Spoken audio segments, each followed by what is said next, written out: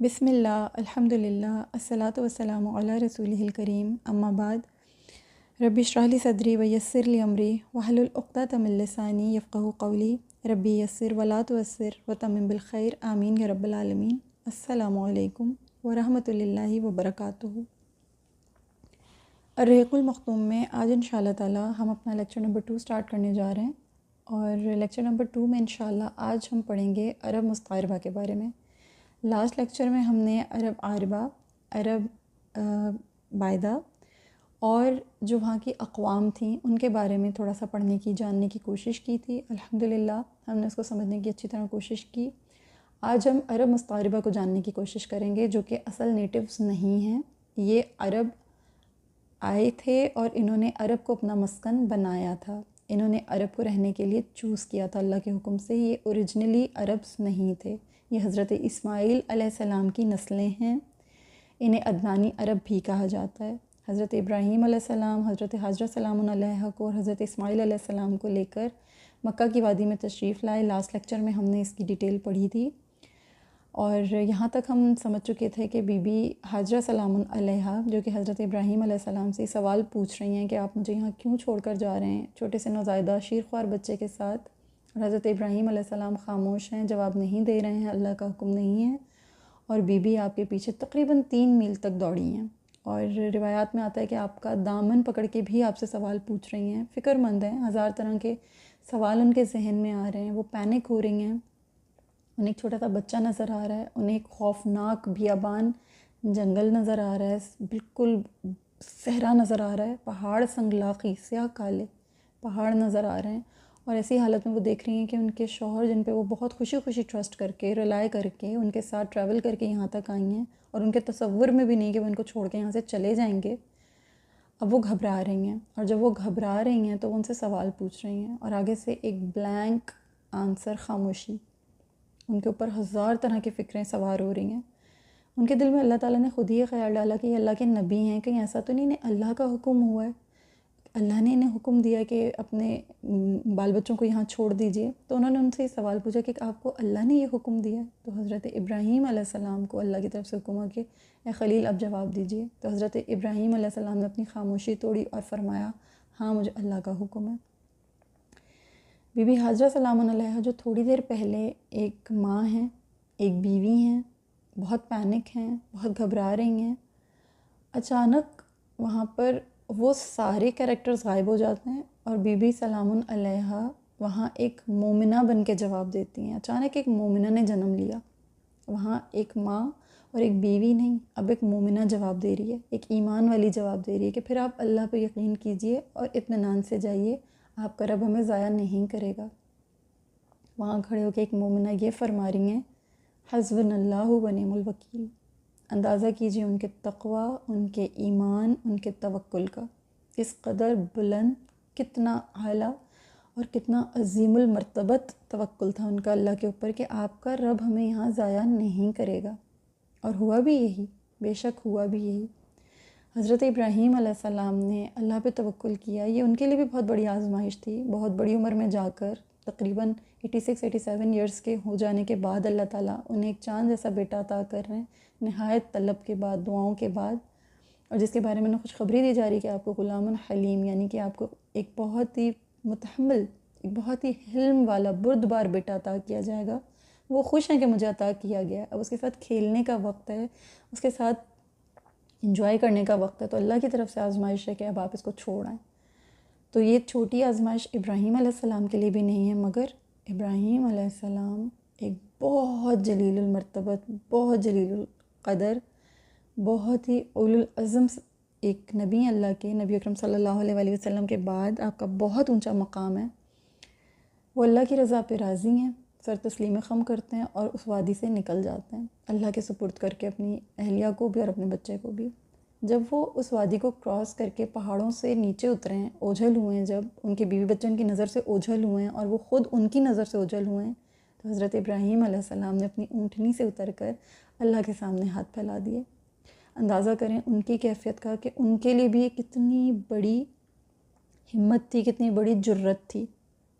اس وقت نہ تو کوئی واٹس ایپ کا زمانہ تھا، نہ ہی کوئی اور کمیونیکیشن ڈیوائسز تھیں ایک دوسرے کے پاس کانٹیکٹ کرنے کے لیے، رابطہ کرنے کے لیے، جاننے کے لیے حال احوال، کچھ خبر نہیں ہے آج جا رہے ہیں کب واپس آئیں گے، کب ملاقات اللہ تعالیٰ دوبارہ کروائیں گے، اللہ تعالیٰ کا حکم کب ہوتا ہے، کیسے ہوتا ہے، پیچھے کیا احوال ہوتے ہیں. فقط توکل، صرف اور صرف اللہ کی ذات پہ بھروسہ، اس بی بی کا بھی اور اس عظیم الشان نبی کا بھی، صرف اور صرف اللہ کی ذات پہ بھروسہ کر کے انہوں نے اللہ تعالیٰ کے سامنے ہاتھ پھیلائے، جسے سورہ بقرہ میں اللہ تعالیٰ نے آیت نمبر 126 میں یوں ارشاد فرمایا ہے. اور جب عرض کی ابراہیم نے کہ اے میرے رب اس جگہ کو امن والا شہر بنا دے اور اس کے رہنے والوں کو طرح طرح کے پھلوں سے روزی دے جو ان میں سے اللہ اور آخرت پر ایمان لائیں. یعنی حضرت ابراہیم علیہ السلام جو کہ دیکھ رہے ہیں کہ یہ شہر آباد نہیں ہے ابھی، تو اللہ تعالیٰ سے دعا کریں کہ اس جگہ کو امن والا شہر بنا دے. یعنی یہاں پر ایسا امن ہو، ایسا سکون ہو اور ایسا ایک ماحول ہو کہ یہاں پر جب یہ شہر آباد ہو تو یہاں کے رہنے والے پرسکون رہیں، انہیں اللہ تعالیٰ رزق عطا کرے، ان کے اندر عبادت کا شوق پیدا ہو، عبادت کا ذوق پیدا ہو. اور عبادت کے لیے نا، جب آپ کو اللہ کے ساتھ یکسو ہونا ہو، جب آپ چاہتے ہوں کہ اللہ کے ساتھ آپ کی ایک یکسوئی بندھے، تو آپ کے لیے امن بہت ضروری ہے. آپ کے بچے آپ کے روم میں اگر شور کر رہے ہوں، آپ کے گھر میں کسی دوسرے کمرے میں بھی ٹیلی ویژن چل رہا ہو بہت اونچی آواز سے، یا ایون آپ کسی ایسی جگہ پر ہوں جہاں پر ڈسٹریکشن بہت زیادہ ہو رہی ہے، آپ دعا نہیں کر سکتے. ایون آپ قرآن کی تلاوت کر کے اس پر غور نہیں کر سکتے، اس کے معنی کو نہیں سمجھ سکتے ہیں. آپ اللہ تعالیٰ سے کسی قسم کی بھی جو دعا ہے اس کی لذت کو محسوس نہیں کر سکتے ہیں. دعا کے لیے یکسو ہونا بہت ضروری ہے، اور یکسو ہونے کے لیے پرامن ماحول بہت ضروری ہے. حضرت ابراہیم علیہ السلام نہایت زیرک انسان تھے، نہایت اعلیٰ تھا آپ کا فہم، آپ کی بردباری بہت اعلیٰ تھی. تو وہ یہ دعا کر رہے ہیں اللہ تعالیٰ سے، اور کتنی خوبصورت، کتنی حسین دعا مانگی ہے آپ علیہ السلام نے. اور پھر وہاں کے لیے رزق کی دعا کی. وہ جانتے تھے کہ یہاں تو نہ دانہ ہے نہ پانی ہے، تو اللہ اس جگہ کو رزق بھی عطا کر، پھل عطا کر، پھلوں سے اللہ پاک اس جگہ کو بھر دے. اور آج آپ دیکھتے ہیں کہ مکہ میں دنیا جہان کے پھل ملیں گے آپ کو، جب اللہ تعالیٰ یہ موقع فراہم کرے. اللہ ہم سب کو سعادت نصیب کرے. مکہ جانے والوں کو اس بات کا اچھی طرح احساس ہے کہ وہاں پہ اللہ تعالیٰ نے طرح طرح کے پھل پہنچائے ہیں، دنیا کے پھل وہاں پہنچتے ہیں. اس جگہ پر اگر نہیں بھی، خود سے نہیں بھی وہاں گرو کرتے، تو امپورٹ ہو کر پہنچتے ہیں اور آتے ہیں، اور وہاں آنے والے تمام انسانوں کو اس سے اللہ تعالیٰ مستفید فرماتا ہے، وہ لوگ ان پھلوں سے فائدہ اٹھاتے ہیں. تو یہ حضرت ابراہیم علیہ السلام کی دعا کا نتیجہ ہے، یہ انہی کی دعا کی برکت ہے. حضرت ابراہیم علیہ السلام اللہ تعالیٰ کے حضور یہ دعائیں کر کے، یہ باتیں اللہ تعالیٰ کے حضور جمع کروا کر اطمینان کے ساتھ، کوئی جلد بازی کر کے نہیں کہ یہ ابھی کے ابھی قبول ہو جائیں، اس کا ثمر مجھے ابھی کے ابھی مل جائے، جو جلد بازیاں ہماری طبیعتوں میں ہیں، ایسا کچھ نہیں کیا. انہوں نے اللہ پہ دعا کی، اللہ کے حضور دعا پیش کی، بالکل ایسے جیسے بادشاہ کے حضور آپ نے ایک ریکویسٹ دی، آپ نے اپنی اپلیکیشن کو سبمٹ کروایا اور آپ پیچھے ہو گئے، آپ بیک سٹیپ ہو گئے. اب بادشاہ جس وقت چاہے گا آپ کی فائل کھولے گا اور آپ کی اپلیکیشن کو دیکھے گا، ویریفائی کرنا ہوگا کرے گا، نہیں کرنا ہوگا ریجیکٹ کر دے گا. بادشاہ کی مرضی. یہ ہے تسلیم کا مقام، تسلیم اسے کہتے ہیں. اسی انداز میں حضرت ابراہیم علیہ السلام نے دعا کی اور واپس فلسطین تشریف لے گئے. اب جو سامان وہ چھوڑ کر گئے تھے حضرت بی بی ہاجرہ سلام علیہا کے لیے، وہ چند کھجوریں تھیں اور ایک مشکیزہ پانی بیان ہوتا ہے روایات میں. واللہ عالم کہ وہاں موسم کیا تھا، ہمیں نہیں پتہ ہے کہ وہ جس موسم میں وہاں گئی تھیں، وہ سردیاں تھیں، وہ گرمیاں تھیں، یہ اللہ بہترین جانتا ہے. آپ جانتے ہیں کہ ڈیزرٹس کا، جو صحرائی علاقے ہوتے ہیں، وہاں کا ٹمپریچر چاہے سردی ہو چاہے گرمی ہو بہت ایکسٹریم ہوتا ہے. ہم نہیں جانتے کہ بی بی نے وہاں پر تیز گرمی برداشت کی ہے یا تیز سردی برداشت کی ہے، یہ اللہ ہی بہترین جانتا ہے. بہرحال جہاں دن گزارنا مشکل تھا وہاں بی بی نے اللہ پہ توکل کر کے رات بھی گزاری. اتنے اندھیرے ماحول میں، اتنے خوفناک ماحول میں، آپ صرف یہ تصور کریں کہ آپ کی گود میں ایک چھوٹا سا بچہ ہو، آپ کا کوئی کانٹیکٹ کسی سے نہیں ہو رہا ہو، بس صرف تصور کیجئے. آپ تصور بھی نہیں کر سکیں گی، آپ کے رونگٹے کھڑے ہو جائیں گے. بی بی کو سلام ہے، سلام ہے. بی بی ہاجرہ سلام علیہا کو بہت بار اللہ پاک ان کو ہمارا عاجز سلام پیش کرے، ان پر اللہ ہزاروں رحمت نازل فرمائے۔ اسی لیے حضرت حاجرہ سلام علیہا کو لقب ملا ہے ام المسلمین، وہ مسلمانوں کی ماں ہیں۔ جو نبی اکرم صلی اللہ علیہ وسلم کے ازواج مطہرات ہیں وہ ام المومنین ہیں، اور حضرت حاجرہ سلام علیہا ام المسلمین ہیں، انہیں مسلمانوں کی ماں۔ جو مسلمان کون ہوتا ہے؟ جو سبمسو ہوتا ہے، جو اللہ کے سامنے سر تسلیم خم کر دیتا ہے، جو سبمیشن دیتا ہے، اللہ کے سامنے جھک جاتا ہے، وہ مسلمان ہوتا ہے۔ اور یہ تمام مسلمانوں کی ماں ہیں، ان سے زیادہ سر تسلیم خم اور کس نے کیا ہوگا؟ سبحان اللہ۔ اب دن گزرتے رہے اور کھجور اور پانی دونوں ختم ہو گیا۔ وہ ماں تھیں، بچہ بیبی فیڈ پہ تھا، ظاہر حضرت اسماعیل علیہ السلام بیبی فیڈ کر رہے تھے اور مدر فیڈ کر رہے تھے، اور حضرت بی بی حاجرہ سلام علیہ خود کھجور کھاتی تھیں، پانی پیتی تھیں، بیبی کو بیبی فیڈ کرا رہی تھیں۔ اب جب ان کی خوراک ختم ہوئی تو ظاہر ہے بیبی کے لیے بھی دودھ آنا بند ہو گیا۔ بھوک اور پیاس نے ان کو پریشان کیا۔ وہ ماں تھی، ماں ہونے کے ناطے سے ان کا دل گھبرا گیا۔ جو اتنا صبر اور اتنا توکل اللہ کے اوپر کر رہی تھیں، ان کے توکل میں کوئی کمی نہیں آئی، لیکن ماں ہونے کے ناطے سے وہ پینک ہو گئیں۔ بالکل نیچرل ہے، بالکل فطری ہے، پینک ہو جانا بالکل فطری چیز ہے، اس سے توکل کا کوئی تعلق نہیں ہے۔ اگر آپ کسی سچویشن میں پینک ہو جاتی ہیں یا آپ کو گھبراہٹ طاری ہو جاتی ہے تو اس کا یہ مطلب نہیں کہ آپ کا ایمان کمزور ہے۔ ایمان کا تعلق آپ کی عقل سے ہے، توکل کا تعلق آپ کی عقل سے ہے۔ پینک ہو جانا آپ کے اعصاب سے ہے، آپ کی جسمانی استطاعت سے ہے، اس کا تعلق آپ کے بدن سے ہے، آپ کے اعصاب سے ہے۔ عقل الگ چیز ہے اور آپ کی طبعی حالت الگ چیز ہے۔ یہ ایگزیکٹلی ایسے ہی ہے کہ جیسے آپ کبھی جیسے کسی جنگل میں کسی کے سامنے کوئی شیر آ جائے، کسی انسان کے سامنے، تو وہ انسان طبعی طور پر کمزور ہے، وہ شیر کو نہیں قابو کر سکے گا، وہ ہاتھی کو قابو نہیں کر سکے گا۔ لیکن جب بات عقل کی آئے گی تو دیکھیں ہاتھی اور شیر پنجروں میں بند کیے ہیں انسانوں نے، اپنی عقل سے ہی کیے ہیں نا، طاقت سے نہیں کیے ہیں، اپنی طبعی حیثیت کو سامنے رکھتے ہوئے نہیں کیے ہیں، اپنی عقل کو استعمال کرتے ہوئے کیے ہیں۔ تو یہ جو توکل ہے نا، اس کا تعلق انسان کی عقل سے ہے۔ ہماری عقل اس بات پہ 100% ایگریڈ ہے کہ وہ رب ہے اور وہی سب ہے، تو ہمارا ایمان مضبوط ہو جاتا ہے، ہماری اسپرچویلٹی گرو کرنے لگتی ہے، کیونکہ ہم نے اپنی عقل کو مضبوط کیا ہوا ہے۔ یہ جتنے بھی لوگ اللہ کو ایک نہیں مانتے اور اللہ کی بادشاہت پر، اس کی قدرت پر، اس کی طاقت پر یقین نہیں رکھتے، یہ ایکچولی عقل میں کمزور ہیں۔ اسی لیے اللہ تعالیٰ نے قرآن مجید میں بار بار یہ فرمایا کہ یہ نشانیاں ہیں عقل والوں کے لیے، یہ نشانیاں ہیں عقل والوں کے لیے، تاکہ تم عقل کر سکو، تاکہ تم سمجھ سکو۔ تو یہ اللہ تعالیٰ نے یوں ہی نہیں فرمایا، عقل کا بہت بڑا تعلق ہے اسپرچویلٹی کے ساتھ، انسان کے توکل اور ایمان کے ساتھ۔ تو حضرت بی بی حاجرہ سلام علیہا کو توکل تو اللہ کے اوپر بھرپور تھا، لیکن طبعی اعتبار سے کیونکہ ماں ہیں، گھبرا رہی ہیں، بھوکی ہیں، پیاسی ہیں، اور سب سے بڑی بات ہے بچے کو روتا ہوا دیکھ رہی ہیں، تو ماں بے قابو ہو رہی ہے، ماں نہیں برداشت کر پائے گی۔ انہوں نے جو ان کے ارد گرد جو دو پہاڑیاں تھیں، ایک صفا اور ایک مروہ، انہوں نے ان پہ دوڑنا شروع کر دیا اس آس سے کہ شاید مجھے دور سے کوئی زندگی کی کوئی نوید ملے، کوئی آتا جاتا دکھائی دے، مگر ایسا نہیں ہوا۔ بی بی نے 7 چکر لگائے، کبھی گھبرا کر صفا پہ جا رہی ہیں اور ڈھونڈ رہی ہیں کہ شاید دور سے کوئی آتا دکھائی دے، وہاں کوئی نہیں آ رہا، اللہ کا حکم ہے، ایسا ہی ہونا ہے کہ وہاں کوئی نہیں آئے گا۔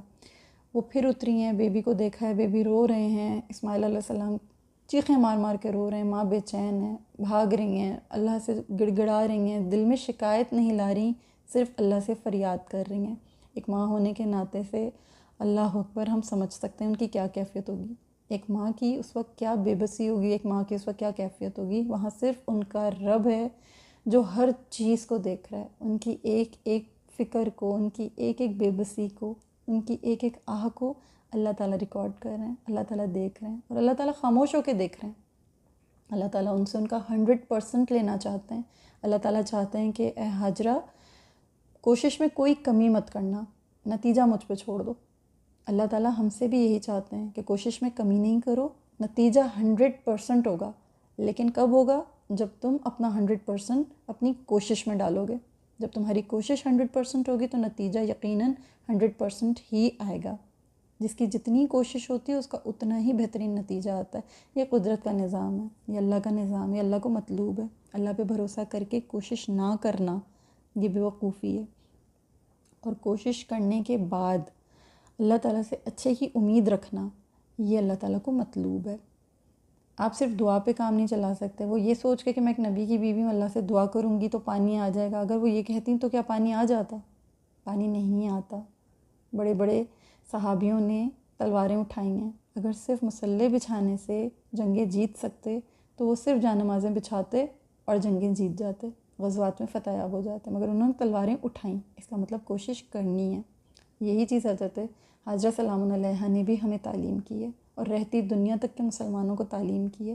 اللہ کو ان کی یہ ادا اتنی بھائی، جب وہ بالکل تھک گئیں، تھک کر چورا ہو گئیں، بالکل ختم ہو گئی ان کی ہمت، اور ان کی جو جسمانی توانائی تھی وہ بالکل جواب دے گئی، اور اسماعیل علیہ السلام کی چیخیں اور ان کی بھوک انہیں بے چین کر کے بالکل توڑ دیا۔ جب اس نے ایک ماں جب بالکل نڈھال ہو گئی تو کیا دیکھتی ہیں کہ سامنے ایک فرشتہ کھڑا ہوا ہے، اور وہ فرشتہ اللہ کے حکم سے اپنا پر مار رہا ہے، اور جہاں حضرت اسماعیل علیہ السلام کی ایڑیاں ہیں اس ایڑیوں کے رگڑنے سے اللہ تعالیٰ نے وہاں ایک چشمہ جاری کیا، وہاں ایک پانی کا چشمہ بہا، جس کو وہ دور سے فرما رہی ہیں زم زم زم زم زم زم کے معنی رک جا رک جا، ٹھہر جا ٹھہر جا۔ یہ قبطی زبان میں یعنی ہبرو میں، وہ عربی نہیں جانتی تھیں تو اس زبان میں اس کا میننگ ہوتا ہے رک جا رک جا، ٹھہر جا ٹھہر جا۔ وہ زمزم کو رکنے کو کہہ رہی ہیں۔ زمزم رک جاتا ہے، زمزم ٹھہر جاتا ہے۔ کس طرح؟ بی بی حاجرہ سلام علیہا دوڑ کے اس کے پاس جاتی ہیں اور چلو سے سائڈ پر مٹی کو ایک جیسے ایک پورا ایک راؤنڈ سا بنا کے اس کا پورا احاطہ سا بناتی ہیں، اور پانی کو اس کے اندر روکنے کی کوشش کرتی ہیں، تو وہ پانی ایک فوارے کی شکل میں گشنگ واٹر کی طرح وہ نکل رہا ہے، بہہ رہا ہے، لیکن وہ ایک بہتا ہوا چشمہ نہیں بنا۔ تو میرے نبی صلی اللہ علیہ وسلم یہ فرماتے ہیں کہ رحمت نازل کرے اللہ میری والدہ اماں حاجرہ سلام علیہا پر، کہ جنہوں نے اس پانی کو چلو بنا کے روک دیا۔ اگر وہ یہ نہ کرتیں تو یہ زمزم ایک بہتا ہوا چشمہ ہوتا اور یہ سیراب کر دیتا پورے عرب کو۔ تو یہ ان کی جو ان کی کوشش تھی کہ وہ اس پانی کو روک رہی تھیں، اس پانی کو روکنے سے اللہ تعالیٰ نے اس زمزم کو ایک کنویں کی شکل دے دی، ایک گڑھا سا تھا جس کے اندر سے گشنگ واٹر نکل رہا تھا۔ انہوں نے خوب سیرو کے پانی پیا، اور بہت سکون سے انہوں نے اپنی بیبی کو بھی پانی پلایا، اور اس کے بعد ان کو کچھ بہتری محسوس ہوئی، ان کی بھوک اور ان کی پیاس میں تھوڑی بہتری محسوس ہوئی۔ ہم یہاں تک یہ چیز پڑھتے ہیں، ہمیشہ پڑھتے ہیں کہ پھر پانی نکلا زمزم کا، اور زمزم کا پانی جو ہے وہ پھر بی بی نے پیا اور وغیرہ۔ آج میں آپ لوگوں سے زمزم کے بارے میں اور زمزم کے جو آداب ہیں اور زمزم کے جو فائدے ہیں تھوڑا سا میں اس کو بھی ڈسکس کرنا چاہوں گی، کیونکہ ہم اکثر ایسا ہوتا ہے کہ یہ ٹاپک جب آتا ہے تو بس یہیں تک پڑھتے ہیں اور زمزم کے بارے میں ڈسکس نہیں کرتے ہیں۔ آج میں آپ لوگوں کے ساتھ تھوڑا سا زمزم کو بھی ڈسکس کرنا چاہوں گی۔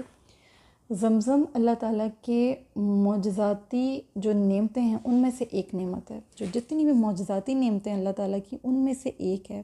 پانی تمام جتنی بھی دنیا میں پانی کی اقسام ہیں، پانی تمام کے تمام بہت اعلیٰ ہیں، بہت افضل ہیں، بہت خاص نعمت ہے اللہ کی، چاہے بارش کا پانی ہے، چاہے سمندر کا پانی ہے، کنویں کا پانی ہے، کسی ندی نالے کا پانی ہے، کسی چشمے کا پانی ہے، جنت کا پانی ہے، آنکھ کا پانی ہے۔ آپ کے جسم میں جو سیلز ہیں ان کے اندر بھی واٹر کنٹینٹ موجود ہے، آپ جانتے ہیں۔ لیکن یہ جو زمزم کا پانی ہے یہ بہت عظیم معجزہ ہے۔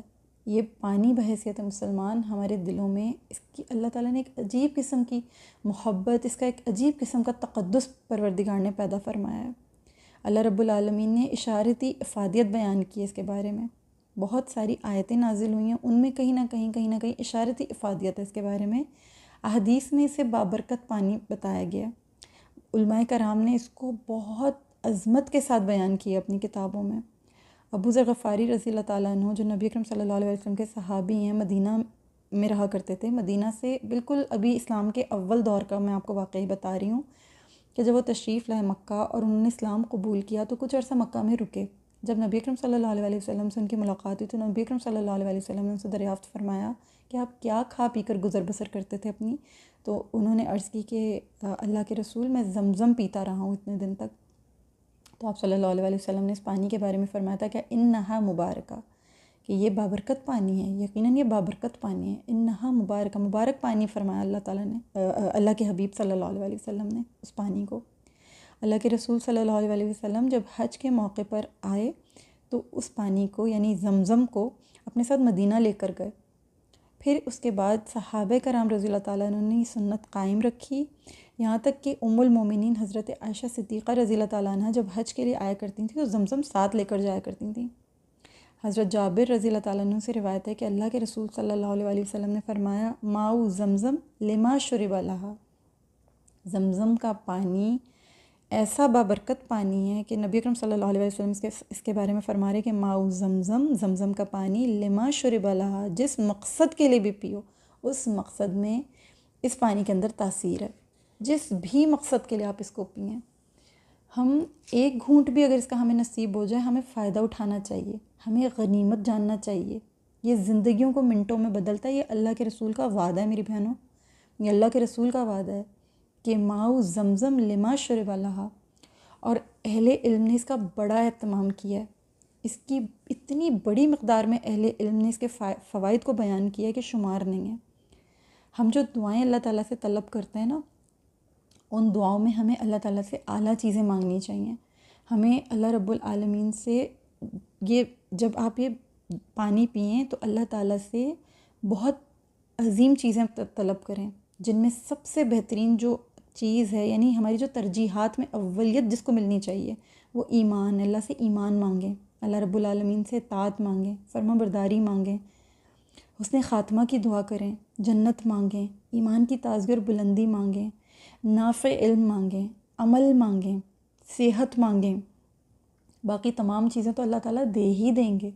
اللہ تعالیٰ جب بارش برساتے ہیں تو وہ اللہ تعالیٰ کے پاس امتیاز نہیں ہے کہ وہ صرف مسلمانوں کو ملے گی کافروں کو نہیں ملے گی، یا کافروں کو ملے گی مسلمانوں کو نہیں ملے گی، اللہ نے دے ہی دینی ہے۔ اللہ رزق دے گا، اس کا وعدہ وہ ہمیں بھی دے گا، وہ کفار کو بھی دے گا۔ آپ کو جس چیز سے امتیاز ملے گا وہ ہے آپ کی نماز کی توفیق، آپ کے قرآن کی تلاوت، اللہ کی اطاعت کی توفیق، سجدوں کی توفیق۔ یہ غیر مسلمین کو نہیں ملتی، یہ اللہ تعالیٰ نے مسلمان کو ہی عطا کی ہے۔ تو جب آپ آب زمزم پئیں تو اپنی دعاؤں میں اس چیز کو ترجیحات میں رکھیں۔ 2 دن کی زندگی کے لیے، 2 دن کی دنیا کی زندگی کے لیے دعائیں مت مانگا کریں، آپ بہتری کی دعا مانگیں، آپ خیر کی دعا مانگیں، آپ برکت کی دعا مانگیں۔ منع نہیں ہے، میں اس کے خلاف نہیں ہوں، اس کی ہمیں تعلیم دی گئی ہے، وہ سکھائی گئی ہیں ہمیں، لیکن آپ یہ غور کریں کہ اللہ تعالیٰ سے مانگنے کی چیزیں کیا ہیں۔ امام حاکم جو میں آپ کو ان کا قصہ سناتی ہوں، بہت مؤثر شخصیت ہیں، اللہ تعالیٰ نے بہت عظیم مقام ان کو عطا فرمایا ہے، آپ کو بہت شرف قبول ملا ہے۔ تو آپ یہ فرماتے ہیں کہ جب میں نے زمزم پیا تو دعا مانگی کہ اللہ مجھے لکھنے کا ڈھنگ عطا فرما۔ آپ کو لکھنا، آپ کے پاس حسن تصنیف نہیں تھی، آپ کو لکھنے کا بہت شوق تھا مگر حسن تصنیف کا ڈھنگ نہیں تھا آپ کے پاس، آپ کو شوق تھا اس کو سیکھنے کا۔ تو آپ خود فرماتے ہیں کہ میں نے اللہ تعالیٰ سے زمزم پیا تو یہ دعا مانگی کہ اے اللہ مجھے حسن تصنیف عطا فرما اور میں اچھے سے تصنیف کر سکوں۔ یہ ان کی دعا تھی اللہ تعالیٰ کے حضور، اور آپ یقین کیجئے کہ وہ 500 سے زائد کتابوں کے مصنف ہیں، اور کتابیں بھی کوئی چھوٹی موٹی نہیں ہیں، عام طلباء کی رسائی ہے ہی نہیں ان کتابوں تک۔ ان کتابوں کے فہم تک صرف محققین اور بڑے علماء سمجھ پاتے ہیں، وہ پہنچ پاتے ہیں، ان کی جو بلندی ہے، جو جتنی جید کتابیں ہیں، وہ ان کتابوں کو سمجھنا عام طلباء کا کام نہیں ہے۔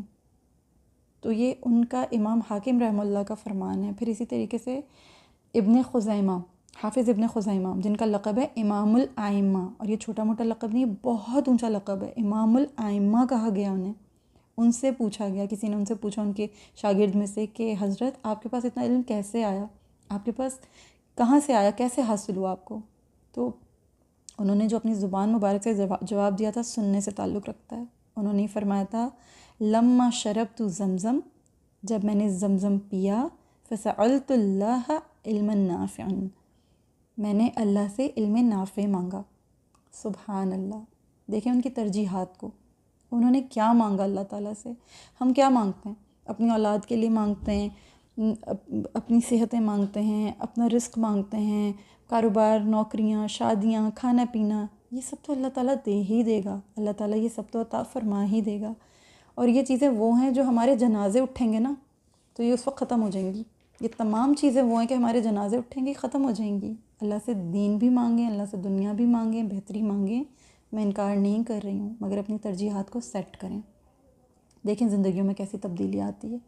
ان علماء کا سرمایہ نا کوئی نہیں پوچھتا، کوئی نہیں کہتا، کسی کو کوئی دلچسپی نہیں وہ کیا کھاتے تھے، وہ کہاں رہتے تھے، وہ کیسے کپڑے پہنتے تھے، بیمار تھے، صحت مند تھے، کتنا مال تھا ان کے پاس۔ ان کا تمام ذخیرہ، ان کا مال، ان کا تمام سرمایہ ان کا علم ہے جو نافع تھا۔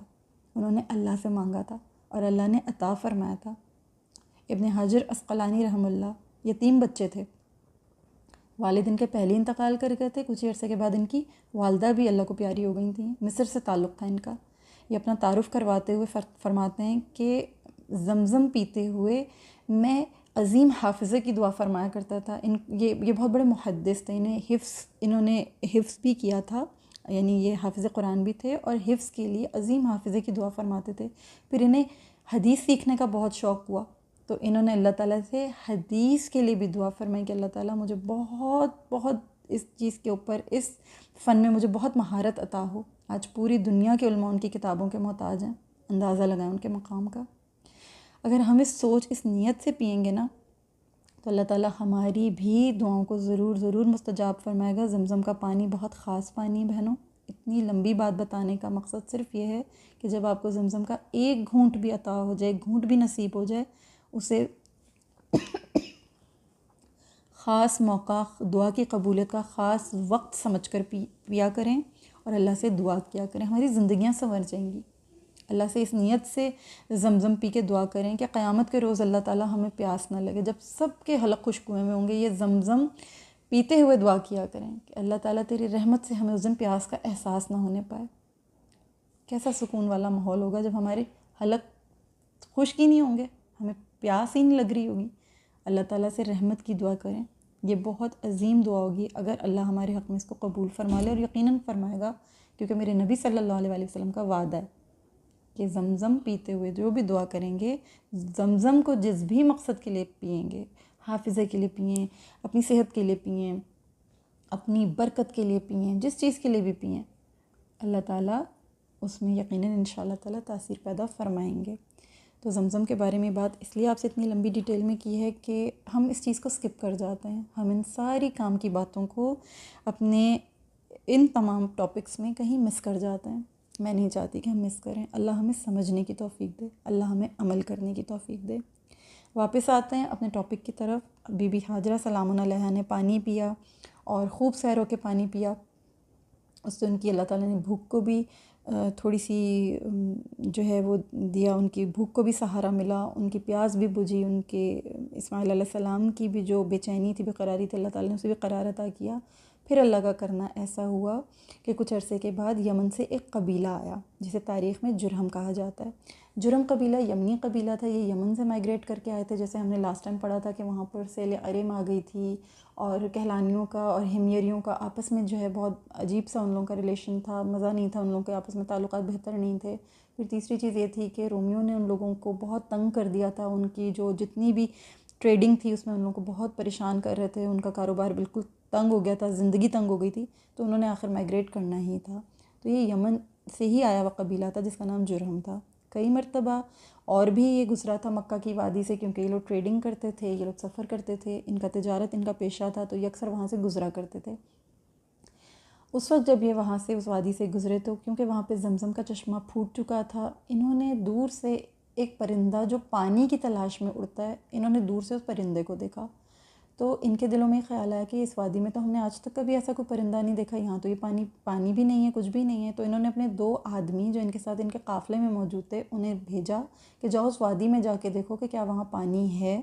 جب یہ وہاں پہنچے تو ان کے جو آدمی تھے، 2 آدمی جو وہاں گئے، انہوں نے واپس آ کر بتایا کہ ہاں وہاں پانی بھی موجود ہے، اور وہاں پر ایک خاتون اور ان کے ساتھ ایک چھوٹا سا شیرخوار بچہ بھی موجود ہے۔ یہ بڑے کلچرل لوگ تھے، یہ بہت ہی مینرز والے لوگ تھے، بڑے عظیم اخلاق کے مالک تھے۔ یہ وہاں آئے ہیں اور بی بی سلام علیہا سے انہوں نے اجازت طلب کی کہ ہم کیا اس پانی کو استعمال کر سکتے ہیں اور ہم کیا یہاں پر رہ سکتے ہیں. ہم کئی بار یہاں سے گزرے ہیں اور ہم یہاں پر کبھی بھی اس پانی کو نہیں دیکھا تھا. آج ہم دیکھ رہے ہیں تو ہم یہاں آباد ہونا چاہتے ہیں. کہ آپ ہمیں اس کی اجازت دیں گی؟ تو کیونکہ یہ ان کو رہنا تھا، یہ ڈھونڈتے پھر رہے تھے کہ ان کو کوئی ایسی بستی ملے، کوئی ایسا علاقہ ملے جہاں پر یہ سیٹلڈ ہو سکیں. تو انہیں اللہ کی شان، اللہ کی مرضی سے وہ جگہ نصیب ہوئی. بی بی نے ان کو اجازت دی کہ ہاں ٹھیک ہے آپ یہاں پر رہ سکتے ہیں، لیکن اس شرط پہ کہ یہ پانی میرا ہے، یہ پانی میری ملک ہے، میری ملکیت ہوگا. آپ یہاں رہ سکتے ہیں اور آپ جو بھی پانی آپ مجھ سے یہاں سے لیں گے اس کی آپ مجھے اجرت دیں گے. اور اس معاہدے پر، اس شرط پر کہ پانی بی بی کا ہی ہوگا اور آپ کو یہاں رہنے کی اجازت ضرور ہے. حضرت حاجرہ سلام علیہا کے ساتھ اللہ پاک نے زندگی کی نوید کو جاری کیا اور یہ لوگ یہاں پر آ کر بس گئے. اس طرح سے وہاں پر رونق ہوئی، لوگ آئے، لوگ بسے.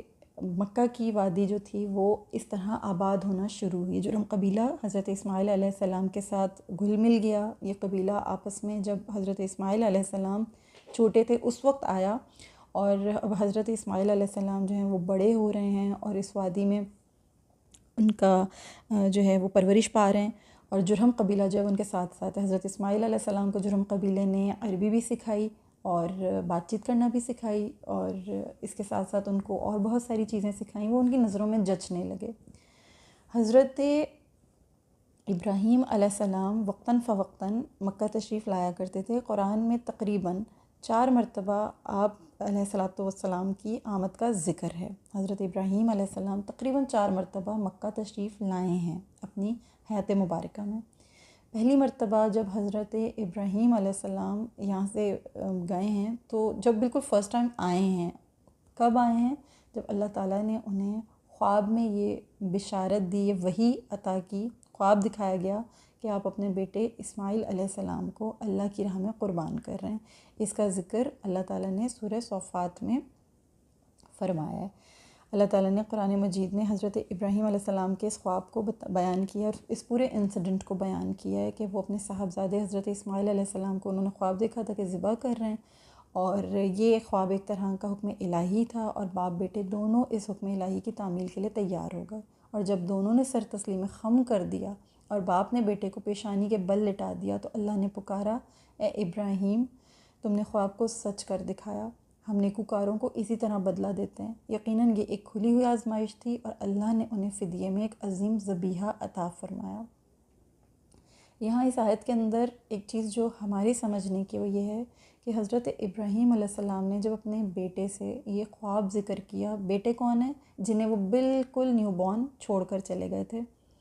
اور اس کے بعد جب وہ وہاں تشریف لائے ہیں تو قرآن میں اللہ تعالیٰ نے یہ الفاظ استعمال فرمائے ہیں، اور یہ الفاظ باقاعدہ طور پر اس بات کی گواہی دے رہے ہیں کہ وہ اس عمر کو کم سے کم پہنچ چکے تھے کہ اب وہ بھاگنے دوڑنے جیسے، یعنی اپنے والد کے ساتھ ان کے معاملات میں برابر کا شریک ہونے کی عمر کو پہنچ چکے تھے. فلما بلغ معہ السعی، یعنی وہ اس عمر کو پہنچ چکے تھے.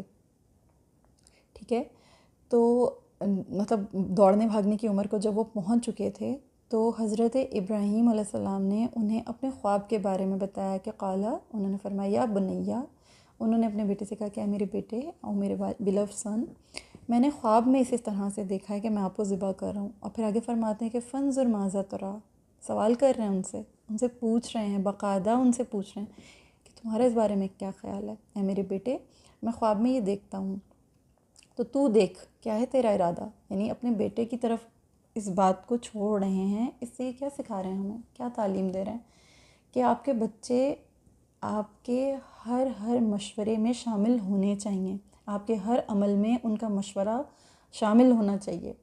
آپ اپنے بچوں سے ضرور ڈسکس کیا کریں، اپنے بچوں سے پوچھا کریں. یہ چیز ان کے اندر کانفیڈنس پیدا کرے گی، یہ چیز ان کے اور آپ کے ریلیشن شپ کو اسٹرانگ کرے گی. وہ زندگی کے معاملات میں آپ کو اہمیت دینے کا درس لیں گے آپ سے. جب آپ اپنے فیصلوں میں، اپنی باتوں میں، اپنی کسی بھی الجھن یا کسی بھی بات میں جس میں آپ کو مشورہ درکار ہو اپنے بچوں کو شامل کریں گے تو بچہ آپ سے یہ چیز اڈاپٹ کرے گا، بچہ آپ سے یہ چیز پک کرے گا، وہ آپ سے یہ چیز لرن کرے گا. پھر وہ اپنے معاملات میں آپ کو اہمیت کا حامل کرے گا، آپ کو اہمیت عطا کرے گا، آپ کی ضرورت کو محسوس کرے گا، وہ آپ سے یہ چیز لرن کرے گا. سبحان اللہ، ابراہیم علیہ السلام ہمیں تعلیم دے رہے ہیں کہ اپنے بچوں کو اہمیت دینی چاہیے، اپنے بچوں سے ضرور مشورہ کرنا چاہیے، اور مشورہ دیکھیں کس طرح کا کر رہے ہیں، مشورہ کیا مانگ رہے ہیں کہ میں نے خواب دیکھا ہے کہ میں تمہیں ذبح کر رہا ہوں، اب تم بتاؤ بیٹا تمہارا اس بارے میں کیا خیال ہے۔ اور بیٹا کیا کلچرل خاتون ہیں جنہوں نے ان کی تربیت کی ہے، کیا عظیم والدہ ہیں جنہوں نے حضرت اسماعیل علیہ السلام کی تربیت کی ہے کہ بیٹے اتنے صابر، اتنے شاکر، بالکل ماں کی کاپی، بالکل ماں کی جیسی ہی تربیت، جیسی ماں نے مثال قائم کر دی، قیامت تک کے مسلمانوں کے لیے مثال قائم کر دی، وہی مثال بیٹا قائم کر رہے ہیں کہ بیٹا کہہ رہا ہے اپنے باپ سے جو اتنے سالوں کے بعد ملنے آیا ہے، کوئی گلا نہیں، کوئی شکوہ نہیں کہ ابا کیوں چھوڑ کر گئے تھے ہمیں اس صحرا میں، ہم نے کیا غلط کیا تھا، آپ ہمیں چھوڑ چھاڑ کر چلے گئے، اور پھر اب آئے ہی آئے تو مجھے ذبح کرنے کا خواب بتا رہے ہیں۔ وہ بھی ایک نبی ہیں، حضرت اسماعیل علیہ السلام بھی نبی ہیں، اللہ نے انہیں حلم عطا کیا، ان کی خوشخبری ہی اللہ تعالیٰ نے غلام حلیم کہہ کے عطا کی تھی، بہت حلم والے، بہت متحمل شخصیت کے مالک۔ وہ آگے سے فرماتے ہیں کہ اے میرے پیارے باپ، خوبصورت لفظوں میں اپنے والد سے مخاطب ہوئے ہیں، اپنے والد صاحب کو کیا کہہ رہے ہیں، یا ابتی، یا ابتی، گرامر پڑھنے والے اس چیز کو سمجھ سکتے ہیں، یا ابتی میں کتنی محبت ہے، یہ جو تی ہے اس میں کتنی محبت ہے، اس میں اون شپ ہے، وہ اون کر رہے ہیں اپنے والد کو نہایت محبت کے ساتھ، نہایت ادب کے ساتھ، او مائی بلوڈ فادر، اس میں بہت محبت ہے، اس میں بہت ادب اور اپنائیت ہے۔ وہ فرما رہے ہیں اے میرے باپ، یا ابتی، اے میرے باپ کر دے وہ جس کا تجھے حکم ہوئے، انشاءاللہ آپ مجھے صابروں میں سے پائیں گے، اگر اللہ نے چاہا آپ مجھے صابروں میں سے پائیں گے۔ سبحان اللہ، کس قدر عظیم، کس قدر خوبصورت، کتنی اعلیٰ تربیت ان کی، کہ کتنے اوبیڈینٹ ہیں، کتنا دور رہے ہیں اپنے والد سے۔ اللہ یہ توفیق ہمیں بھی عطا کرے کہ ہم اپنے بچوں کی ایسی ہی تربیت کریں، والد صاحب سامنے ہوں یا والد صاحب دور ہوں، بچے کے اوپر باپ کی ادب اور باپ کی شخصیت کی جو ایک مکمل طور پر جسے کہنا چاہیے کہ رسپیکٹ بچے پہ وہ لاگو ہوتی ہے، باپ ساتھ رہتا ہو، باپ ساتھ نہ رہتا ہو، ادب ہر حالت میں ضروری ہے۔ حضرت ابراہیم علیہ السلام کے والد نہایت سخت قسم کے، نہایت پکے اور نہایت جس کو کہنا چاہیے نا کہ اپنے معاملات میں بہت ہی ڈھیٹ انسان، وہ اس قسم کے تھے کہ اتنے ساری نشانیاں دکھا دینے کے باوجود بھی وہ اس آئیڈل شپ کو چھوڑنے کو تیار نہیں تھے، اپنے بیٹے کو چھوڑ دیا، ابراہیم علیہ السلام کو نکال دیا، ان سے مکمل طور پر آگ کر دیا، ان کو ان سے دوری اختیار کر لی، مگر ان کی بات نہیں سنی، اس گمراہی کو نہیں چھوڑا، اس پر بھی حضرت ابراہیم علیہ السلام انہیں ہمیشہ کہہ کے پکار رہے ہیں یا ابتی۔ قرآن میں یہ لہجہ بیان کیا گیا، یا ابتی۔ یہی لہجہ حضرت یوسف علیہ السلام نے حضرت یعقوب علیہ السلام کے لیے استعمال کیا جب انہیں اپنا خواب بتایا، یا ابتی، اے میرے پیارے ابو، اے میرے پیارے والد صاحب، او مائی بلوڈ فادر۔ تو یہ بہت خوبصورت اسلوب ہے، اور یہ جس مقام پر آیا ہے، یہ جہاں جہاں آیا ہے، بیٹے نے نہایت اوبیڈینٹ ہونے کا ثبوت دیا ہے۔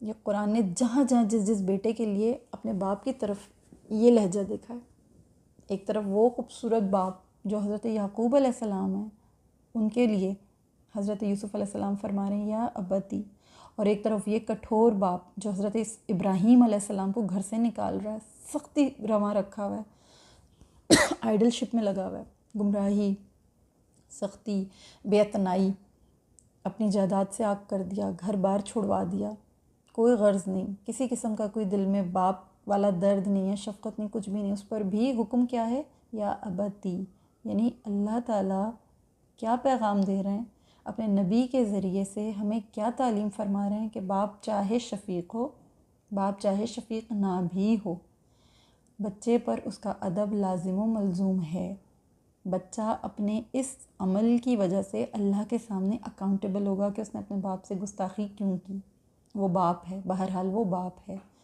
باپ کا سخت ہونا، باپ کا لاپرواہ ہونا، اس کا باپ ہونے کا جو ایک پورا حق ہے وہ نہیں کھو دے گا، وہ نہیں کھو دے گا، وہ باپ تھا، وہ باپ ہے، اس کو اللہ نے باپ بنایا ہے۔ اللہ ہمیں سمجھنے کی توفیق عطا کرے، اللہ ہمارے بچوں کو ادب کرنے کی توفیق عطا فرمائے۔ تو یہ حضرت بی بی سارہ، بی بی ہاجرہ سلام علیہا کی خوبصورت تربیت کا نتیجہ تھا۔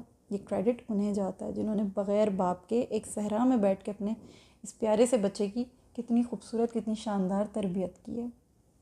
سبحان اللہ. انہوں نے اللہ تعالیٰ سے دونوں باپ بیٹے نے اس آزمائش میں اپنے آپ کو ثابت قدم رکھا، اور اللہ تعالیٰ نے جب دیکھا کہ دونوں باپ بیٹا اس آزمائش میں پورے اتر گئے، خصوصی طور پر ابراہیم علیہ السلام جنہوں نے اپنے بیٹے کو ذبح کرنا تھا، اور یہ بہت بڑی آزمائش تھی. اس آزمائش کا تصور بھی ہمیں سر سے لے کر پاؤں تک اپ سائڈ ڈاؤن کر دیتا ہے. تو پھر اللہ تعالیٰ نے انہیں پکار کر یہ آواز دی تھی کہ اے ابراہیم، تم نے خواب کو سچ کر دکھایا. اور اللہ تعالیٰ نے ایک عظیم ذبیحہ عطا فرمایا. اسماعیل علیہ السلام کو اللہ تعالیٰ نے بالکل صحیح سالم اس آزمائش سے پاک کیا. وہ اس آزمائش میں بھی کامیاب ہوئے، اور اللہ تعالیٰ نے قیامت تک کے لیے یہ جو ان کا عمل تھا اس کو بھی قیامت تک کے لیے سنت میں شامل کیا. اور اس سنت کو زندہ کس نے کیا؟ ہمارے نبی اکرم صلی اللہ علیہ وآلہ وسلم نے. ہمارے آقا کریم صلی اللہ علیہ وآلہ وسلم نے کئی ہزار سال کے بعد اس سنت کو زندہ کیا.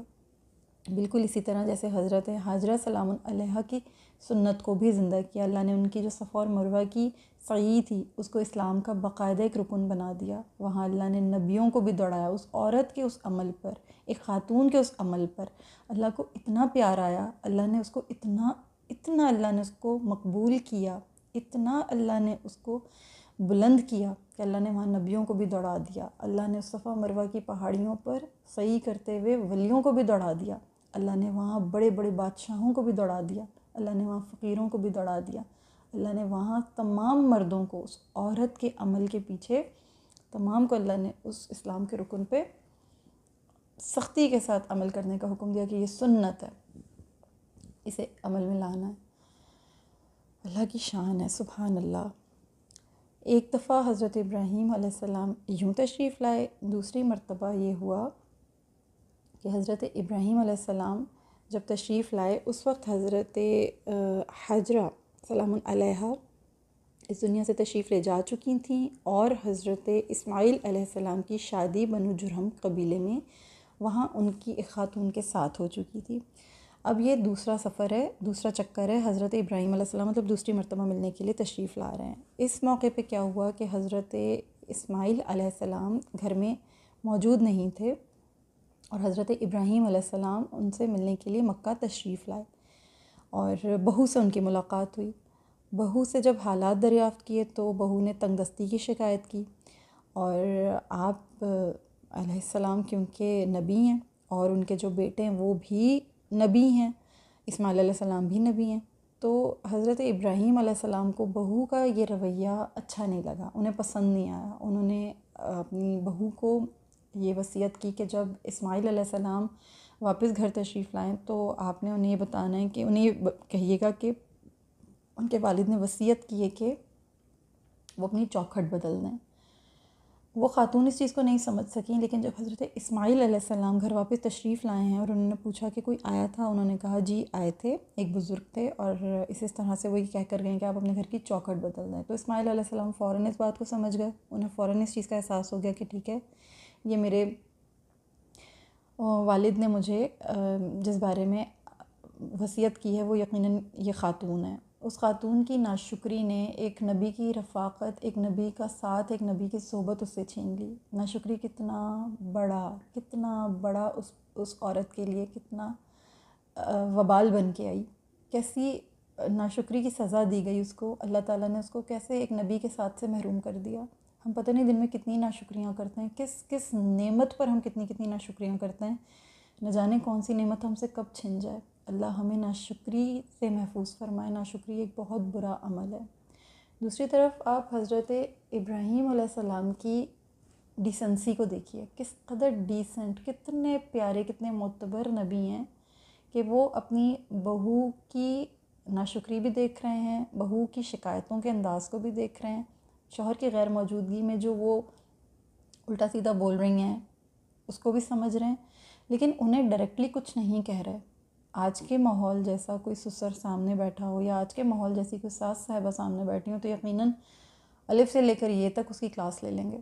طبیعت سے اس کی بےزتی کریں گے، طبیعت سے اس کو باتیں سنائیں گے کہ تم کون ہوتی ہو میرے بیٹے کے لیے ایسا کہنے والی، میرا بیٹا تو بہت بڑا نبی ہے، میرا بیٹا تو بہت اونچے مقام پر ہے اور تم اس کی برائی کر رہی ہو، تم اس کی طرف سے تنگ دستی کی شکایت کر رہی ہو، اینڈ ایٹسیکٹرا ایٹسیکٹرا ایٹسیکٹرا۔ لیکن وہ اتنے سمجھدار، اتنے زیرک انسان ہیں، اتنے بزرگ ہیں، اتنے دانا ہیں کہ وہ کیا تعلیم کر رہے ہیں؟ وہ یہ تعلیم کر رہے ہیں کہ ڈیسنسی کو ختم نہیں کرنا ہے، ریلیشن شپ میں ایک تقدس کو پامال نہیں کرنا ہے، ڈیسنسی کے ساتھ ٹریٹ کرنا ہے۔ آپ کو حق نہیں ہے کہ آپ بہو کی ڈائریکٹ بےزتیاں کریں، آپ کو بالکل حق نہیں ہے کہ آپ براہ راست اس کو برا بھلا کہیں، چاہے وہ آپ کو غلط بھی لگ رہی ہیں اس کی باتیں، چاہے آپ کو اس کی باتوں سے نہیں بھی آپ ایگری کر رہے ہیں، آپ کو رائٹ نہیں ہے کسی کی انسلٹ کرنے کا۔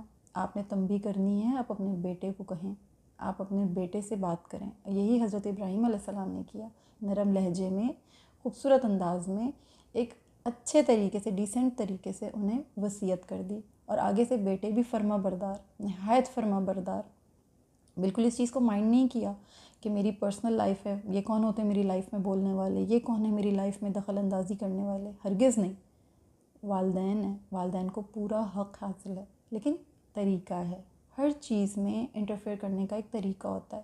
یوں نہیں کہ آپ سر جھاڑ منہ پھاڑ کسی بھی معاملے میں آ جائیں اور دوسرے کی بھی بے عزتی کریں اور اپنی بھی بے عزتی کروائیں۔ دس از ناٹ اے ڈیسنسی، یہ غلط طریقہ ہے۔ حضرت ابراہیم علیہ السلام کے اس عمل سے ہمیں یہ چیز سیکھنے کو ملی ہے جو کہ بہت ضروری ہے۔ اللہ ہمیں عمل کرنے کی توفیق عطا فرمائے۔ حضرت اسماعیل علیہ السلام نے ان خاتون سے علیحدگی اختیار کی، اور اس کے بعد اسی جرہم قبیلے میں آپ علیہ السلام نے ایک دوسری خاتون تھیں جو کہ وہاں کے سردار معزاز بن عمرو کی صاحبزادی تھیں، ان سے شادی کر لی۔ اب جب انہوں نے دوسری دفعہ شادی کر لی تو حضرت ابراہیم علیہ السلام تیسری بار، یہ ان کا تیسرا چکر ہے، یہ تیسری مرتبہ اب تشریف لا رہے ہیں۔ حضرت حاجرہ سلام علیہ کا انتقال ہو چکا ہے، اپنے بیٹے سے ملنے کی غرض سے یہ تیسری بار، تھرڈ ٹائم یہ مکہ تشریف لائے ہیں۔ اور جب یہ تشریف لائے ہیں تو انہوں نے بہو سے ملاقات ہوئی، اللہ کا کرنا ایسا ہوا کہ اسماعیل علیہ السلام اس بار بھی گھر میں موجود نہیں تھے، تو بہو سے ان کی ملاقات ہوئی، انہوں نے حال دریافت کیا، تو بہو نے اللہ کی حمد و ثنا بیان کی اور حالات کا بھی اچھے طریقے سے جو ہے بیان کیا۔ ان کو پتہ چلا کہ حالات کے بارے میں انہوں نے کوئی شکایت نہیں کی ہے اور اللہ کی حمد و ثنا بیان کی ہے، اور بہت اچھے طریقے سے مہمان کی جو ہے وہ آؤ بھگت کی ہے، یعنی ان کو اچھے طریقے سے ڈیل کیا ہے، ان کو اچھی طرح سے ویلکم کیا ہے۔ تو حضرت ابراہیم علیہ السلام یہ وصیت کر گئے کہ اسماعیل تشریف لائیں تو انہیں کہیے گا کہ اپنی چوکھٹ کو برقرار رکھیں، یعنی حضرت اسماعیل علیہ السلام کو یہ مشورہ دے کر گئے کہ یہ خاتون جو ہیں یہ نیک خاتون ہیں، اللہ کی حمد و ثنا کرنے والی ہیں، صبر شکر والی ہیں اور مہمان نواز ہیں، تو ان کو اپنی زندگی میں آپ شامل رکھیں اور بالکل بھی جو ہے اپنی چوکھٹ کو بالکل بھی نہیں بدلے گا، چوکھٹ کو برقرار رکھیے گا۔ یہ حضرت ابراہیم علیہ السلام کا بیسیکلی تیسرا چکر تھا۔ اس کے بعد جو چوتھی مرتبہ حضرت ابراہیم علیہ السلام تشریف لائے ہیں وہ کب لائے ہیں کہ حضرت اسماعیل علیہ السلام زمزم کے قریب درخت کے نیچے تیر گڑ رہے تھے، اور بہت ٹائم کے بعد کافی عرصہ گزر چکا تھا حضرت ابراہیم علیہ السلام سے ملاقات ہوئے، تو ابراہیم علیہ السلام ان سے ملے ہیں اور باپ بیٹا ایک ساتھ مل کر جیسے ایک بہت عرصے کے بعد ملاقات ہوتی ہے اس انداز میں ملیں، اور بہت دیر تک ایک دوسرے سے لپٹ کر جو ہے محبت کے ساتھ لپکے ہیں ایک دوسرے کی طرف، کیونکہ اتنے طویل عرصے کے بعد ایک نرم دل اور شفیق باپ اپنے بیٹے کے ساتھ جو ہے نہایت شفقت سے ملے گا، ایک اطاعت شعار بیٹا اپنے بیٹے سے، اپنے باپ سے بہت محبت سے، بہت ادب سے ملے گا، اور لمبی جدائی کے بعد یہ ایک بہت ہی نیچرل سا فنومینا ہے، نیچرل سی بات ہے کہ وہ بہت تڑپ کے ایک دوسرے سے ملے، کیونکہ جدائی کافی لمبی تھی اور اللہ نے کافی عرصے کے بعد ملاقات کروائی تھی۔ اور یہی وہ دفعہ تھی، یہی وہ وقت تھا جب حضرت ابراہیم علیہ السلام اور حضرت اسماعیل علیہ السلام دونوں باپ اور بیٹے نے مل کر خانہ کعبہ کی تعمیر کی تھی، بنیاد رکھی تھی، بنیاد کھود کر دیواریں اٹھائی تھیں، اور ابراہیم علیہ السلام نے ساری دنیا کو اللہ کے حکم سے حج کے لیے آواز دی تھی۔ اور یہ پورا واقعہ جو ہے وہ بہت خوبصورت ہے، بہت عظیم الشان ہے۔ ہم جانتے ہیں کہ دونوں باپ بیٹے نے کس طریقے سے دیواریں اٹھائی تھیں، اور حضرت ابراہیم علیہ السلام جس پتھر پہ کھڑے ہوئے تھے اس پتھر میں وہ پتھر جو ہے اس کے اوپر ان کے پاؤں کا مارک آ گیا تھا، وہی پتھر جو ہے وہ اس وقت جو مقام ابراہیم ہے، وہ مقام ابراہیم کہلاتا ہے، اسی جگہ کو جو ہے ان کا رسول اللہ صلی اللہ علیہ وسلم کا مصلی بھی بنایا گیا ہے۔ اور وہاں حضرت ابراہیم علیہ السلام نے پھر دوبارہ اللہ تعالیٰ سے بہت خوبصورت الفاظ میں، بہت ہی پیارے، بڑے ہی جامع الفاظ میں کچھ دعائیں مانگیں، اور وہ دعائیں بہت خوبصورت تھیں۔ سورہ ابراہیم کی آیت نمبر بیسیکلی 37 ہے، جس میں حضرت ابراہیم علیہ السلام یہ فرماتے ہیں کہ ربنا انی اسکنت من ذریتی بواد غیر ذی زرع عند بیتک المحرم۔ اس کے بعد وہ فرماتے ہیں کہ یعنی وہ اپنے رب سے یہ کہہ رہے ہیں کہ اے ہمارے رب، یقیناً میں نے اپنی اولاد کو بسایا تھا یہاں، میں نے اپنی اولاد کو، بے شک میں نے بسایا ہے اپنی اولاد کو ایک وادی جس میں کھیتی نہیں تھی، تیرے گھر کے نزدیک، جو عزت والا یعنی محترم ہے۔ ایک ایسی وادی میں نے اپنی اولاد کو بسایا جو بالکل وادی غیر ذی زرع تھی، تیرے گھر کے نزدیک، جو عزت والا ہے، محترم ہے۔ ربنا لیقیموا الصلاۃ فاجعل افئدۃ من الناس تہوی الیہم وارزقہم من الثمرات لعلہم یشکرون۔ سورہ ابراہیم کی آیت نمبر 38۔ ہمارے رب، تاکہ یہ قائم کریں نماز، سو کر دے تو لوگوں کے دلوں کو ان کی طرف مائل، اور رزق دے انہیں پھلوں میں سے تاکہ وہ شکر ادا کریں۔ اتنی خوبصورت دعا ہے یہ، اتنی خوبصورت دعا ہے کہ اس کے دل چاہتا ہے کہ اس کے ایک ایک لفظ کی شرح ہو، تقاضا کرتا ہے اس کا ایک ایک لفظ کہ اس کی شرح ہو، لیکن میرے پاس وقت بہت کم ہے۔ میں آپ کو بس اتنا تھوڑا سا سمجھا دوں کہ یہ جو حضرت ابراہیم علیہ السلام نے حج کے لیے آواز دی تھی نا، تو اس میں ایک لفظ آتا ہے تہوی الیہم۔ جب انہوں نے اللہ تعالیٰ سے یہ دعا کی کہ تہوی الیہم فاجعل افئدۃ من الناس تہوی الیہم، تہوی حوی، ہوا یہوی، اس سے ہے، اس کے معنی ہوتے ہیں اوپر کی طرف سے نیچے آنا، جھکنا، کسی طرف جھکنا۔ تو ان کی دعا کے یہ الفاظ اللہ نے جو انہیں سکھائے ہیں، اور پھر قرآن نے اس کو جو ہے محفوظ فرمایا، اتنے خوبصورت ہیں کہ لوگوں کے دل ان کی طرف جھکیں، لوگوں کے دل اس مسجد کی طرف جھکیں، ان کی اولاد کی طرف جھکیں جنہوں نے نماز سکھانی ہے، جنہوں نے نماز پڑھانی ہے۔ اوپر سے جب کوئی چیز گرتی ہے نا تو بے قابو ہو کے گرتی ہے، آپ سائڈ سے پھینکیں گے، دوسری تیسری کسی ڈائریکشن سے پھینکیں گے نا تو وہ چیز جو ہے وہ تھوڑا سا اپنے آپ کو سٹیبل کرے گی، لیکن جب اوپر سے آ کے گرتی ہے نا کوئی چیز جھک کے، جھکاؤ کی طرف، نیچے کی طرف آتی، جیسے پانی اوپر سے نیچے کی طرف آتا ہے تو کیسے بے قابو ہو کر آتا ہے، یہی حال ہے اس دعا میں، وہی تاثیر ہے۔ پوری دنیا سے لوگ لپکتے ہیں خانہ کعبہ کی طرف، پوری دنیا سے لوگ لپکتے ہیں بیت اللہ شریف کی طرف، اتنا وہاں بندہ حضرت ابراہیم علیہ السلام کی دعا کا جواب ہے، جو ہم لپک لپک کے وہاں جاتے ہیں، ایک بار جانے کے بعد دوبارہ وہاں جانے کی خواہش کرتے ہیں، جو نہیں جا پاتے وہ تڑپتے ہیں، بے قابو ہو کے تڑپتے ہیں، کیونکہ ہمارے دل جھکتے ہیں اس طرف۔ یہ حضرت ابراہیم علیہ السلام کی دعا کا نتیجہ ہے۔ اللہ تعالیٰ ہمیں سمجھنے کی توفیق عطا کرے، اللہ تعالیٰ ہمارے دلوں کو ان تمام باتوں سے جڑنے کی توفیق عطا فرمائے۔ پھر حضرت ابراہیم علیہ السلام نے سورہ بقرہ میں اللہ تعالیٰ نے ان باتوں کو بھی ریکارڈ فرمایا ہے، وہیں اسی دوران بہت خوبصورت لفظوں میں حضرت ابراہیم علیہ السلام کے بارے میں اللہ تعالیٰ فرما رہے ہیں، اور جب اٹھاتے تھے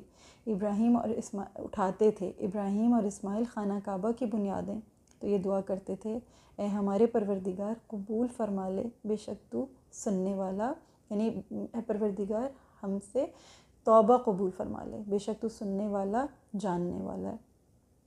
کتنا عظیم کام کر رہے ہیں، لیکن اس پر بھی خوفزدہ ہیں کہ اللہ تعالیٰ ہم سے اس چیز کو قبول فرما لے۔ حکم ہے ان کو کہ آپ نے یہ کرنا ہے، گارنٹیڈ ہے کہ آپ نے ہی کرنا ہے، لیکن اس کے باوجود تقویٰ کا یہ عالم ہے کہ خوف طاری ہے ان کے اوپر، دعا مانگ رہے ہیں اللہ تعالیٰ سے، اپنی عاجزی کا اظہار کر رہے ہیں دونوں باپ بیٹا، نبی ابن نبی ہیں، اپنے اس عمل پر بہت مطمئن نہیں ہیں۔ ہم تو تھوڑا سا بھی کچھ اچھا عمل کر لیں تو ہمیں یقین ہو جاتا ہے کہ اچھا اگلی دفعہ تو ہم پہ وہی آنے والی ہے، ہم تو کوئی ولی اللہ بننے والے ہیں، ہمارے اندر یہ، ہماری طبیعتوں میں یہ چیز آ جاتی ہے، اتنا ایروگنس آ جاتا ہے۔ ان کی عاجزی کا یہ مقام ہے کہ وہ بیت اللہ شریف کو تعمیر کر رہے ہیں، اللہ تعالیٰ نے ان سے قبول یقیناً کر لیا، اللہ تعالیٰ نے انہیں توفیق دے دی، انہیں قبولیت کے شرف پہ پہنچا دیا، شرف قبول عطا کر دیا، پھر بھی اللہ سے دعا کر رہے ہیں کہ اللہ تعالیٰ اسے ہم سے قبول فرما لے، تو سننے والا، جاننے والا ہے۔ پھر حضرت ابراہیم علیہ السلام نے آیت نمبر 128 اور 129 میں اللہ تعالیٰ سے جو دعائیں فرمائی ہیں اس میں انہوں نے تمام مسلمانوں کو ہم سمیت، ہم جو مسلمان ہیں اور قیامت تک کے آنے والے مسلمانوں کو بھی شامل فرمایا ہے، اور نبی اکرم صلی اللہ علیہ وآلہ وسلم کو بھی شامل فرمایا ہے۔ انہوں نے اتنی خوبصورت، اتنی جامع دعائیں فرمائی ہیں کہ ہمارے رب اور بنا ہم کو فرما بردار اپنا اور ہماری اولاد میں سے اٹھا ایک امت فرما بردار اپنی، اور دکھا ہمیں ہمارے طریق عبادت، اور توبہ قبول فرما ہماری، بے شک تو توبہ قبول فرمانے والا ہے، مہربان ہے۔ پھر فرما رہے ہیں کہ ہمارے رب اور مبعوث فرما ان میں ایک رسول، انہی میں سے جو پڑھ کر سنایا کرے ان کو تیری آیتیں، اور تعلیم دے ان کو کتاب اور حکمت کی، اور تزکیہ کرے ان کا، بے شک تو ہی غالب صاحب حکمت ہے۔ یعنی نبی اکرم صلی اللہ علیہ وآلہ وسلم کے لیے بھی دعا فرما رہے ہیں۔ آپ صلی اللہ علیہ وآلہ وسلم حضرت ابراہیم علیہ السلام کی دعا کا ثمر ہیں۔ یہ دعا حضرت ابراہیم علیہ السلام نے 4000 سال پہلے اللہ تعالیٰ کے حضور پیش کی تھی، اور اللہ تعالیٰ نے رسول اللہ صلی اللہ علیہ وآلہ وسلم کے حق میں اس دعا کو 2500 سال کے بعد قبول فرمایا تھا۔ ہمیں کیا لگتا ہے ہم آج دعا کریں گے اور کل ہماری دعائیں جو ہیں وہ ایسے پوری ہوں گی جیسے میجک؟ اللہ تعالیٰ بہت سہار والا ہے، اللہ تعالیٰ بہت تحمل والا ہے، اللہ تعالیٰ بہت بردبار ہے۔ صبر کے ساتھ، تحمل کے ساتھ، حوصلے کے ساتھ اللہ تعالیٰ صحیح وقت آنے پر دعاؤں کے ثمر عطا کرتا ہے۔ نبی اکرم صلی اللہ علیہ وآلہ وسلم فرماتے ہیں کہ میں اپنے باپ ابراہیم علیہ السلام کی دعا ہوں اور عیسیٰ ابن مریم کی خوشخبری ہوں۔ آپ صلی اللہ علیہ وسلم کا فرمانا کچھ اس طرح ہے، دعوت ابی ابراہیمہ و بشرا عیسیٰ ابن مریمہ۔ اپنے بارے میں آپ صلی اللہ علیہ وسلم یہ فرماتے ہیں، انا دعوت ابی ابراہیمہ و بشرا عیسیٰ ابن مریمہ۔ اور یہ دعا اللہ تعالیٰ نے حضرت محمد مصطفیٰ صلی اللہ علیہ وآلہ وسلم ہمارے نبی آخر الزماں سید الانبیاء کے حق میں 2500 سال بعد قبول فرمائی ہے۔ مانگ کس وقت رہے ہیں اور قبول کس وقت ہو رہی ہے؟ کتنی نسلیں بیچ میں آئی ہیں اور کتنی نسلیں بیچ میں گئی ہیں۔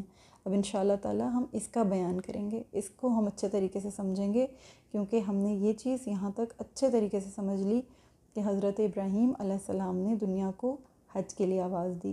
اب اس کے بعد ہم یہ دیکھیں گے کہ اللہ تعالیٰ نے پھر حضرت اسماعیل علیہ السلام کو مزاج کی جو جن سے شادی ہوئی ہے، حضرت اسماعیل علیہ السلام کی 12 بیٹے عطا فرمائے ہیں، اور ان 12 بیٹوں کے نام آپ بک ریڈ میں دیکھ لیجئے گا۔ کافی سارے بیٹے ان کے 12 نام ہیں، جن میں سے 2 بیٹے ایسے ہیں، مطلب سارے بیٹے جتنے بھی 12 بیٹے تھے وہ سب کے سب مکہ میں ہی تھے، مکہ میں ہی رہے، اور کچھ نے جو ہے وہ ادھر ادھر کے علاقوں میں مکہ سے باہر، ایون عرب سے بھی تھوڑا سا باہر، ادھر ادھر ڈفرینٹ علاقوں میں جو ہے رہ کر انہوں نے اپنے آپ کو سیٹل کیا۔ یمن بھی چلے گئے، کچھ ان میں سے مصر بھی چلے گئے، شام بھی چلے گئے، تجارت وغیرہ کرنے کے غرض سے آہستہ آہستہ جو ہے ڈفرینٹ جزیرۃ العرب کے علاقوں میں پھیلتے چلے گئے، اور پھر ایسا ہوا کہ زمانے کی 20 تاریکیوں میں دب کر رہ گئے، یعنی ان کے نام و نشان جو ہیں وہ اللہ کے حکم سے ختم ہوتے چلے گئے، ختم ہو گئے۔ صرف 2 بیٹے ایسے تھے جن کے نام تاریخ میں تھوڑے اوپر آئے ہیں، ایک نابت اور ایک قیدار۔ یہ جو قیدار ہیں ان سے ہمارے نبی اکرم صلی اللہ علیہ وآلہ وسلم کی جو نسل مبارک ہے، جو نسب مبارک ہے، وہ یہ قیدار سے ہی جا کر ملتا ہے، ٹھیک ہے؟ تو ہم انشاءاللہ تعالیٰ اگلے جو لیسن ہوگا اس میں ہم انشاءاللہ اب نبی اکرم صلی اللہ علیہ وآلہ وسلم کے جو نسب مبارک ہیں ہم اس کی طرف آ رہے ہیں، اور آہستہ آہستہ ہم انشاءاللہ تعالیٰ اب اس طرف جائیں گے کہ کس طریقے سے کیا حالات و واقعات ہوئے کہ یہ عرب مستعربہ کیونکہ اب آ چکے ہیں، بچے ہو چکے ہیں یہاں پر، ان کی نسلیں آباد ہو چکی ہیں، نسل بن گئی ہے یہاں پر، اب یہ عدنانی عرب جو ہیں ان سے نبی اکرم صلی اللہ علیہ وآلہ وسلم کا کیا تعلق ہے، کیا معاملہ ہے، کیا نسبت ہے، انشاءاللہ نیکسٹ لیکچر میں ہم یہاں سے بات کو شروع کریں گے۔ آئی ہوپ آپ کو عرب مستعربہ کے بارے میں پوری بات سمجھ آ گئی ہوگی، کیسے تشریف لائے، کیسے بسے، کیسے آباد ہوئے، اللہ نے ان سے کیسے اپنے عمل، اللہ تعالیٰ نے ان سے کیسے اپنی خدمتیں لیں، کون سے عمل انہوں نے کیے، کس طرح سے حضرت ابراہیم علیہ السلام نے خوبصورت اور جامع دعائیں فرمائی ہیں مسلمانوں کے حق میں اور رسول اللہ صلی اللہ علیہ وسلم کے حق میں، اور کتنی عظیم الشان دعاؤں میں کتنی عظیم الشان اللہ تعالیٰ نے حکمتیں پوشیدہ کی ہیں، سبحان اللہ، پڑھ کے روح تازہ ہو جاتی ہے۔ تو اللہ تعالیٰ ہمیں سمجھنے کی توفیق عطا کرے، عمل کرنے کی توفیق عطا فرمائے، اور اللہ تعالیٰ میرے اور آپ کے علم میں اضافہ فرمائے، اسے ہمارے حق میں نافع بنائے اور دنیا اور آخرت میں ہمارے لیے اسے ہماری بخشش کا سامان بنائے۔ آمین یا رب العالمین۔ السلام علیکم ورحمۃ اللہ وبرکاتہ۔